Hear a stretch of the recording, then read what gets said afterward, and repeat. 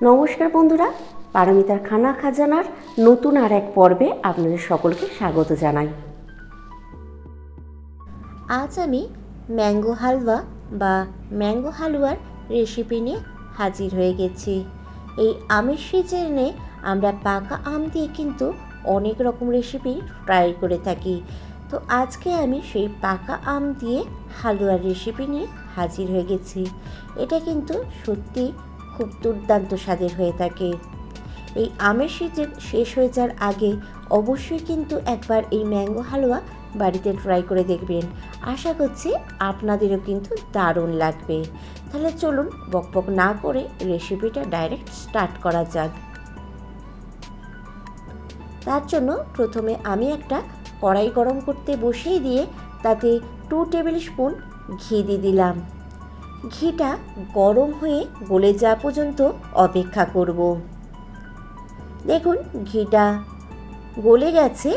এবার এর মধ্যে আমি কিছুটা পরিমাণ কাজু আর কিছুটা পরিমাণ কিশমিশ দিয়ে দেবো।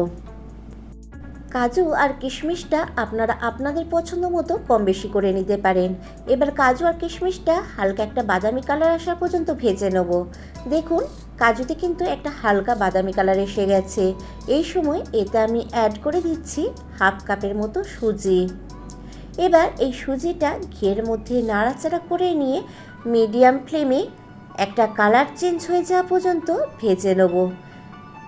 কিছুক্ষণ নাড়াচাড়া করে ভেজে নেওয়ার পর দেখুন বেশ সুজির কালারটা কিন্তু চেঞ্জ হয়ে গেছে। এর থেকে বেশি কিন্তু আর ভাজা যাবে না, তাহলে কিন্তু সুজিটা পুড়ে যেতে পারে। পারফেক্ট ভাজা কিন্তু আমাদের হয়ে গেছে। এই সময় এতে আমি অ্যাড করে দেবো ছোট ছোট টুকরো করে কেটে রাখা পাকা আম। আমি এখানে 3খানা পাকা আমকে ছোট ছোট টুকরো করে কেটে নিয়েছি, সেটাই এখানে দিয়ে দিলাম। এবার আমটা দিয়ে সুজির সাথে নাড়াচাড়া করে নিয়ে প্রায় আরও 1-2 মিনিট আমি ভেজে নেব।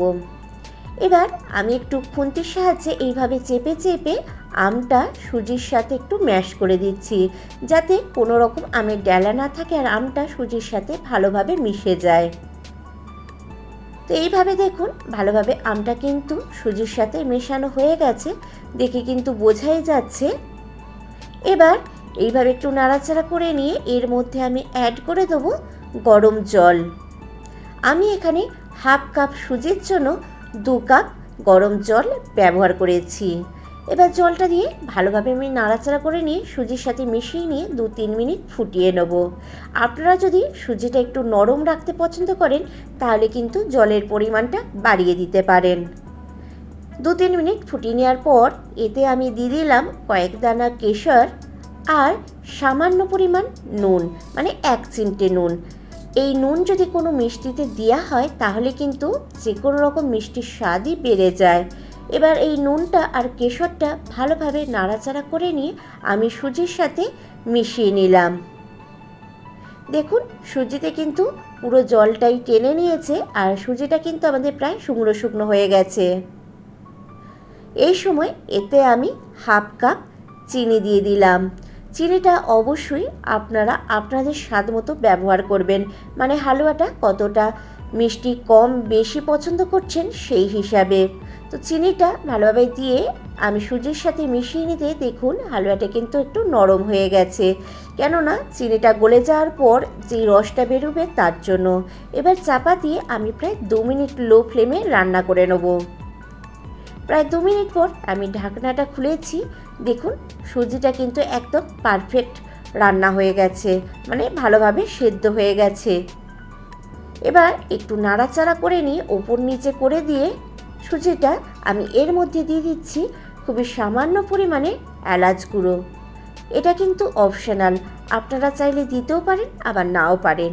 এই এলাচ গুঁড়োটা দিয়ে আমি একটু ভালোভাবে হালুয়াটার সাথে নাড়াচাড়া করে মিশিয়ে নিচ্ছি। নিয়ে গ্যাস বন্ধ করে দিয়ে আমি এই হালুয়াটা পরিবেশন করে দেবো। দেখুন আমাদের ম্যাঙ্গো হালুয়া কিন্তু একদম রেডি এবং পরিবেশনও করে দিয়েছি। রেসিপিটা আপনাদের কেমন লাগলো অবশ্যই কিন্তু আমাকে কমেন্ট করে জানাতে ভুলবেন না। আর যদি রেসিপিটা ভালো লেগে থাকে তাহলে অবশ্যই একটা লাইক আর শেয়ার করে দেবেন।